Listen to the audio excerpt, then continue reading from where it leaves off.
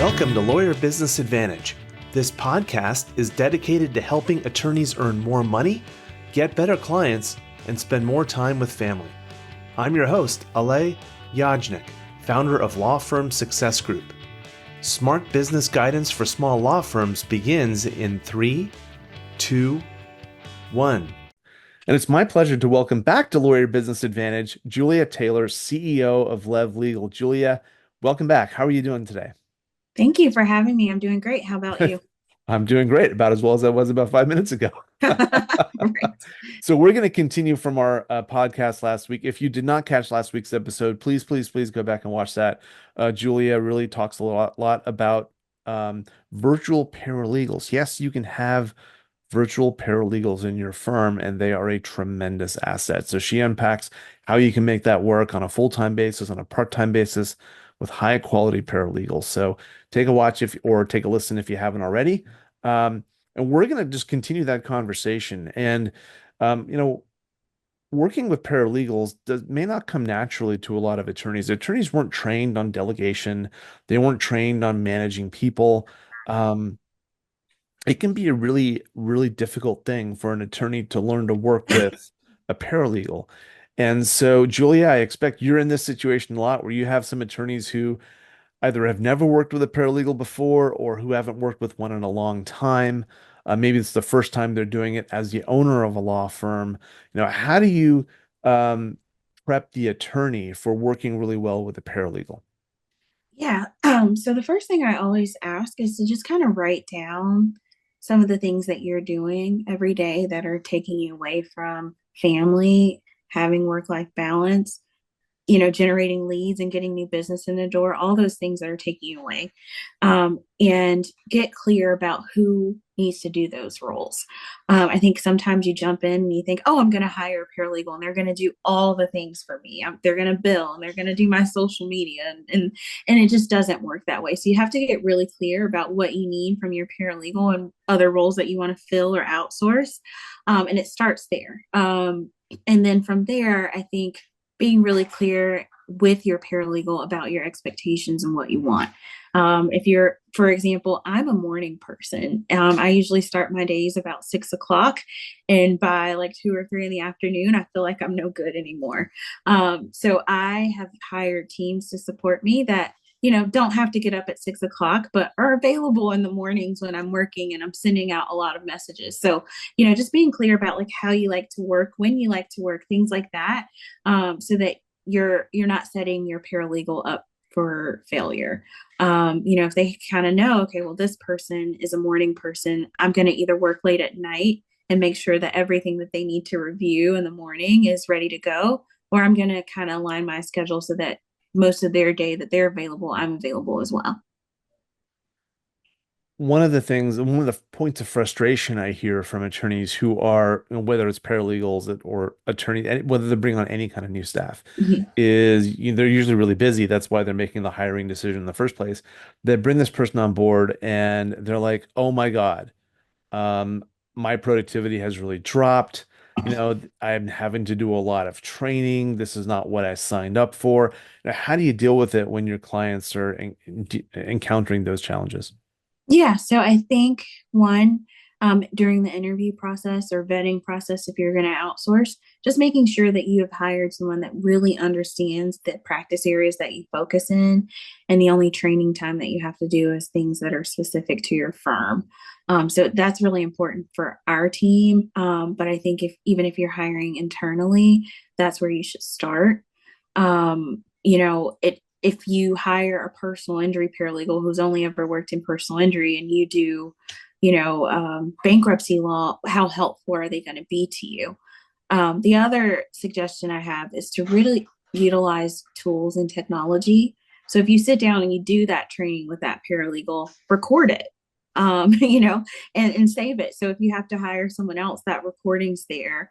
There are tools that will transcribe those recordings and turn it into Word documents that you can edit and turn into an SOP that could be handed out to future employees. And then all you have to do is update that Word document here and there when things change.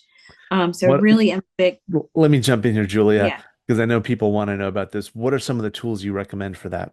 Yeah, so there's one for Zoom called Otter that is just a plugin that can, plug right in. I know so many firms use Office 365.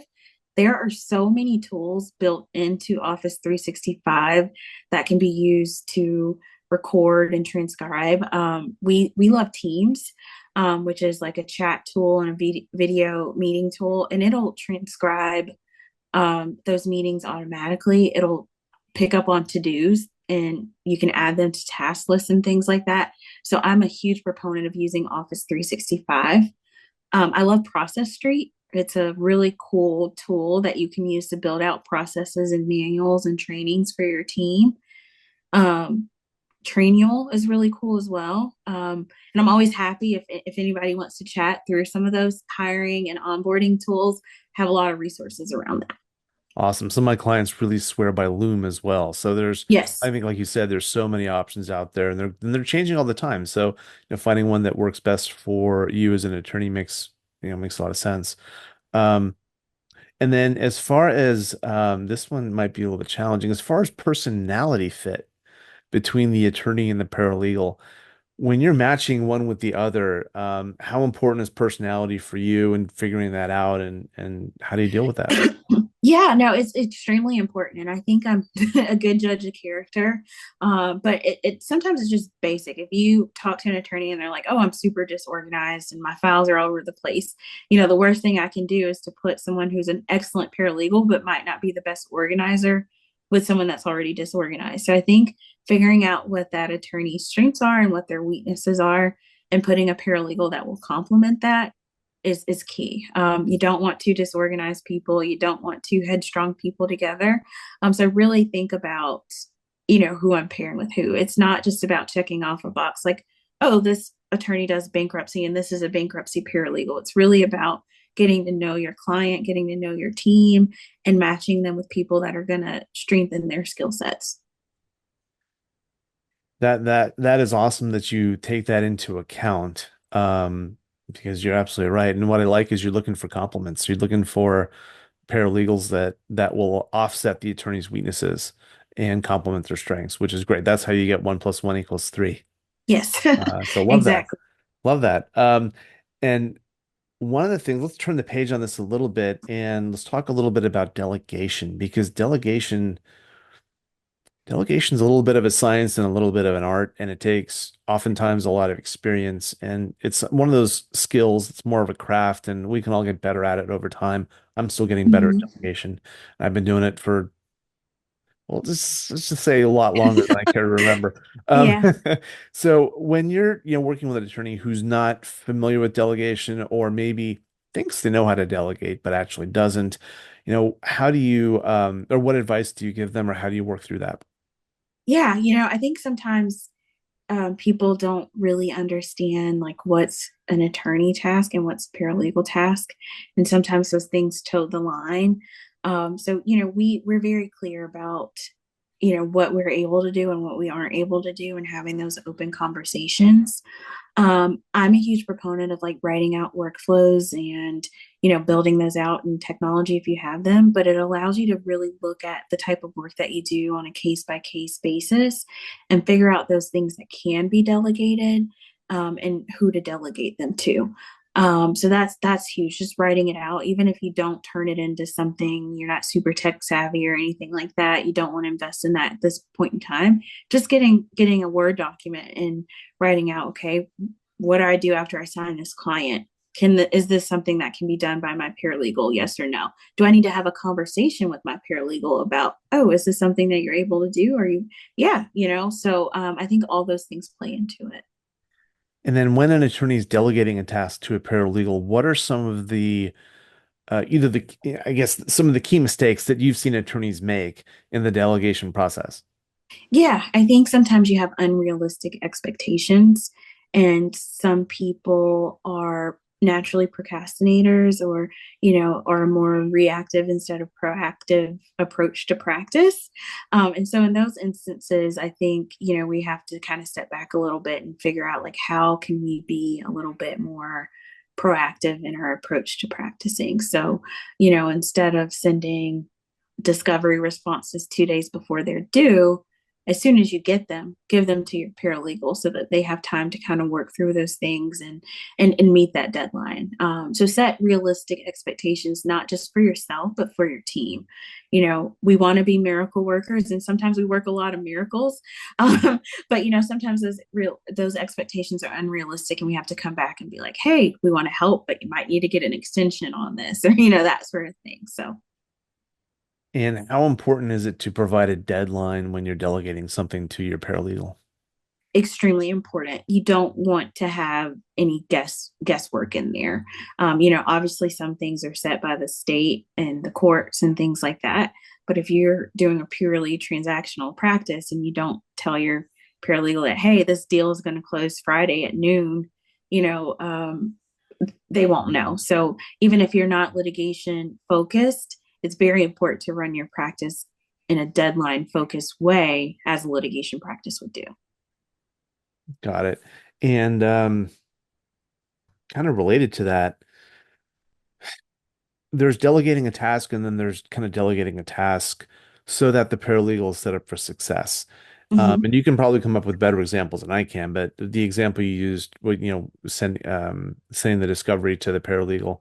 Um, there's this idea of, okay, here's what you have to do, and keeping the task really simple and Mm-hmm. very straightforward, and then assigning a deadline.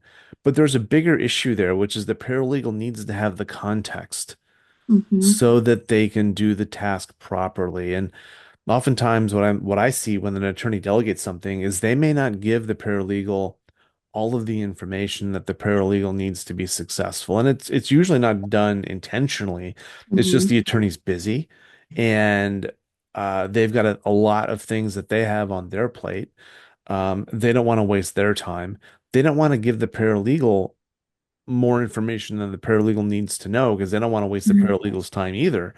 And so they end up firing out this really, short, concise, do this. And then when the paralegal gets into it, because they don't have all the contextual information, they charge off in the wrong direction, or um, it causes them to really, have to go back to the attorney, and the attorney gets impatient because now they're like, I already delegated this to you. Why are you coming back to me with questions? And so Mm-hmm. I expect when that happens, it probably gets escalated to your team and Yeah. you. How do you deal with those situations when they arise? Yeah, I think it's two things. I think number one, it's providing resources, right? So there are a lot of tools out there. I love, for example, Law Y'all. I think it's now Clio Draft, where you could purchase and turn on all the forms for your state. So if you've never done this specific motion, like having a tool like that the paralegal could go to and figure it out, I think is super helpful. So utilizing technology and resources to help them be successful if you don't have the time. I think the other thing is I tell all my clients to figure out a day of the week that you're going to work on the firm. You're going to step away from the legal work and work on the firm. And on those days, meet with your paralegal. Set aside time every week to meet with your paralegal. Go through the calendar, go through what's coming up, talk through some of these things. So when it's time to assign a project, the paralegal's not starting from scratch and having to figure out, okay, what's going on. If you're meeting regularly and talking through the cases and becoming a team in that aspect instead of just delegating out tasks, then I think those issues will be avoided. Yeah, I know on this podcast, I like to dive into details. And Julia, I appreciate you coming on the journey with me. It can Yeah. also sound overwhelming to the audience sometimes because we're talking about all these different things that they should be doing, and they're like, you know what? This is just too much. Sorry, I know it's a good idea, but I'm just, gonna keep doing what I'm doing. It's far easier for them to do that. And so oftentimes that's because they don't know how good it can be on the other side. Mhm. Like once you get through Yes. this, here's the benefits. So would love it if you could just share with us a quick success story, maybe a before from one of your clients, like describe their situation and how hard it was for them before. And then after they brought on one of your paralegals and everything started working, how their situation had changed. Yeah, I have a client. She was one of my favorite clients. I'm really sad that she retired.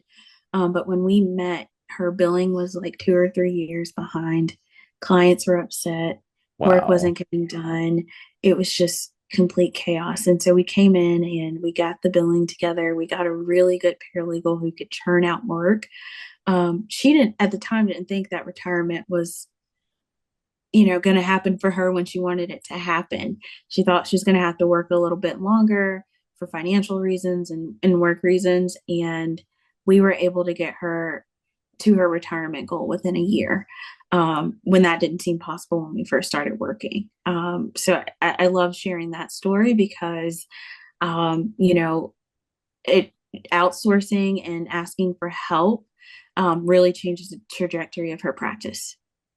Wow, that is fantastic. So you were actually able to get her with the paralegal to get caught up on all those overdue bills and Yes. get into a situation where she could retire. Yes. Wow, that's really awesome. I expect you get to enjoy those stories all the time. Yeah, no, I think it's fun. I love to hear that, especially law firm owners, sometimes you're just business owners in general are just tied to their desk and, feel like they can't delegate and outsource or that there's no way for me to find work-life balance. And, sometimes when you just let go a little bit of control, your life changes so much for the better. Love that. Love that. When you can delegate to the right person. Yes, Yeah. that's key, right? You have to do it to the right person. Um, and so you've done a great job of sharing this really, really cool story with us. Tell us a little bit about how you and your team manage the attorney paralegal relationship when it's run through your agency. Yeah, absolutely. We have a leadership team that supports me. So it looks a little bit different this year, but we have like an operations paralegal manager who is helping not only me manage the operation side of the business, but helping manage the paralegals. So she's meeting with them regularly, checking in to see how things are going. Again, we love Office 365, so we use Teams and we have different channels for all the practice areas. And we have a big channel with everyone where we can collaborate, share forms, and chat and ask questions. We have a client success manager now who is, scheduling, automatic check-ins with our clients when a new client comes on board at like 2 weeks and 30 days and so on. Just to make sure they're getting what they need and that we're not just assigning someone and forgetting about them.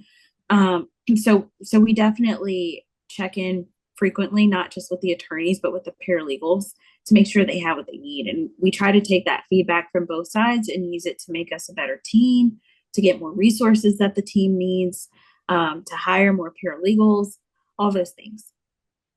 Love that. Congratulations on your success, Julia. I expect Thank you're you. growing and growing and growing. So, with that in mind, do you have like a wait list of clients, or do you have capacity to take on more clients? No, we definitely have capacity. We're in this constant recruiting phase now where we're constantly interviewing and building our repository of paralegals and skill sets. And a lot of times it works out because, we talk to a paralegal who's great and it's like, I want to leave my firm. But I'll do Hmm. that when the time is right. So we're Yeah. able to build a repository and say, hey, we think we have enough work for you to make that transition if that's something that you'd like to do. Love that. And as you mentioned on the last episode, your paralegals are all based in the US and they have at least 10 years experience. So Yes. that's going to be something that your clients would absolutely love to have. And tell us a little bit about the process. If someone's listening and they want to ask your agency if you have a virtual paralegal for them, what does that process look like? Yeah, so it starts by scheduling a free consultation with me, and there's an intake form that you fill out with some questions about your needs and practice area. From there, I usually sit down with my team and we think about, who would be a fit in terms of skill set and personality, like we talked about a little bit earlier. And then we schedule a complimentary onboarding call between the attorney and that paralegal if they decide to move forward in the process.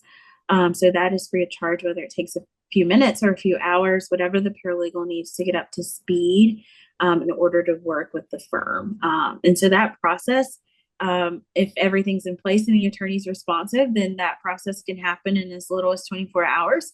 And sometimes it's a huge commitment and it takes a few days to talk about it, but we're able to move quickly if the firm wants to.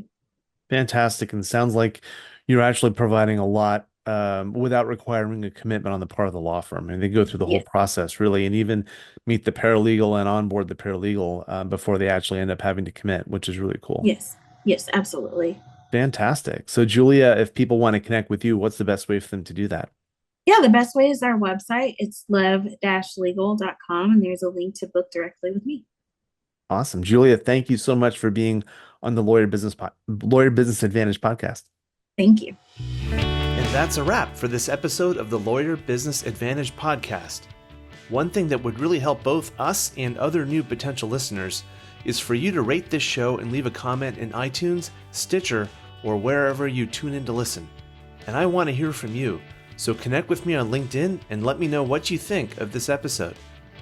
And if you are a solo or an owner of a small law firm and you're looking to earn more money, attract better clients, or reduce your stress, we would love to talk with you to see how we can help. Request your free law firm assessment by visiting lawfirmsuccessgroup.com.